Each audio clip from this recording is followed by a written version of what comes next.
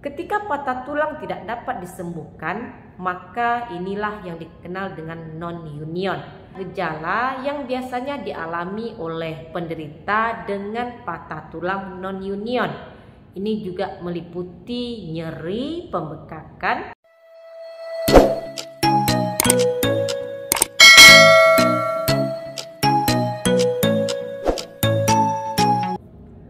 Assalamualaikum warahmatullahi wabarakatuh. Bertemu lagi dengan saya Devi Febriani, perawat kamar bedah. Di video kali ini saya akan membahas mengenai non-union. Di video sebelumnya saya sudah membahas tentang malunion, suatu kondisi di mana kedua ujung tulang yang patah tidak sejajar dengan benar selama proses penyembuhan, sehingga posisi tulang tersebut menjadi tidak benar. Non-union ini masih berkaitan dengan proses penyembuhan patah tulang. Dengan pengobatan saat ini, sebagian besar patah tulang bisa sembuh tanpa masalah apapun.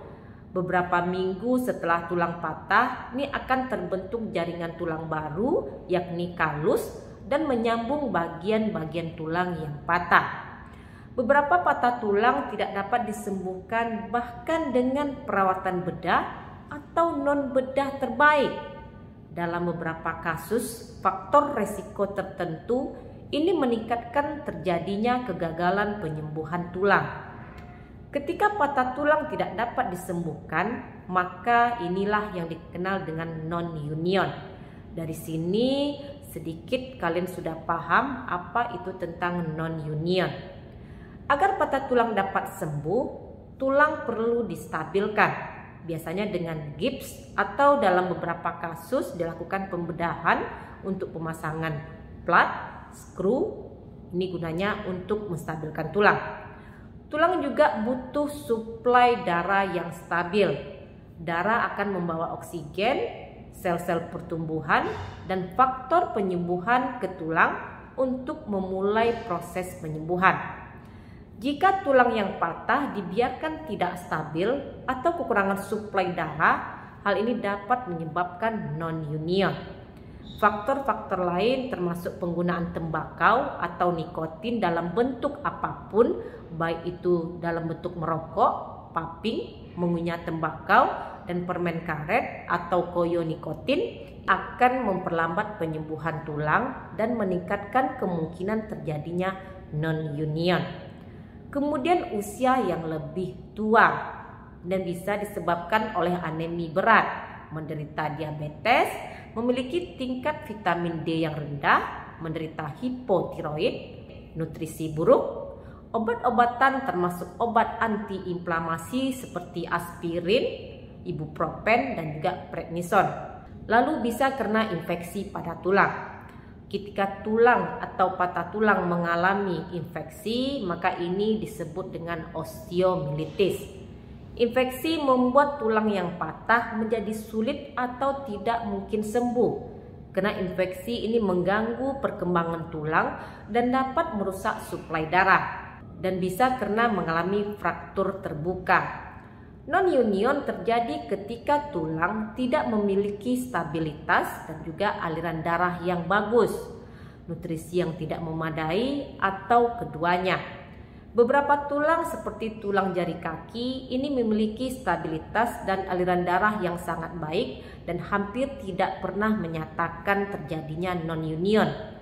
Tulang lain seperti tulang paha atas dan juga tulang kecil di pergelangan tangan ini memiliki suplai darah terbatas dan berisiko tinggi mengalami non-union setelah terjadinya patah tulang. Ada banyak gejala yang biasanya dialami oleh penderita dengan patah tulang non-union. Ini juga meliputi nyeri, pembekakan, mengalami kesulitan menahan beban, kelembutan pada area tulang, ketidakstabilan tulang, kelainan bentuk anggota tubuh, dan juga kelainan bentuk sendi. Untuk mendiagnosa non-union, dokter akan melakukan serangkaian pemeriksaan sinar radiologi, CT scan, dan juga MRI. Non-union dapat didiagnosa jika dokter menemukan satu atau lebih menyangkut nyeri yang terus-menerus di lokasi fraktur, adanya celah yang persisten tanpa adanya tulang yang menutupi lokasi fraktur. Tidak adanya kemajuan dalam penyembuhan tulang ketika tes penunjang berulang dibandingkan selama beberapa tahun, dan penyembuhan yang tidak memadai dalam jangka waktu yang biasanya cukup untuk penyembuhan normal.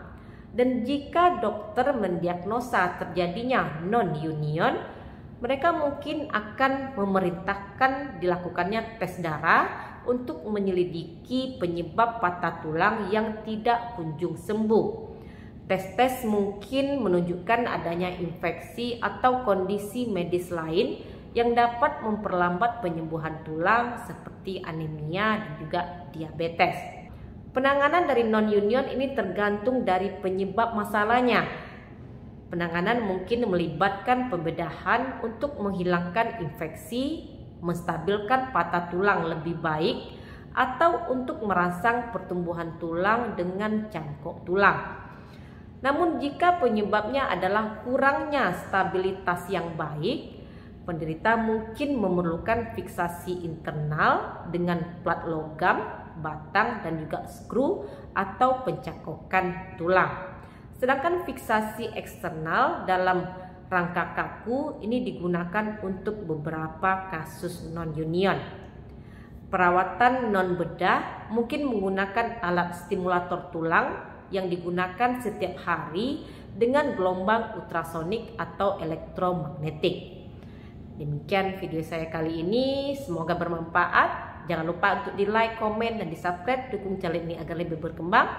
Jumpa lagi di video saya berikutnya. Stay healthy. Assalamualaikum.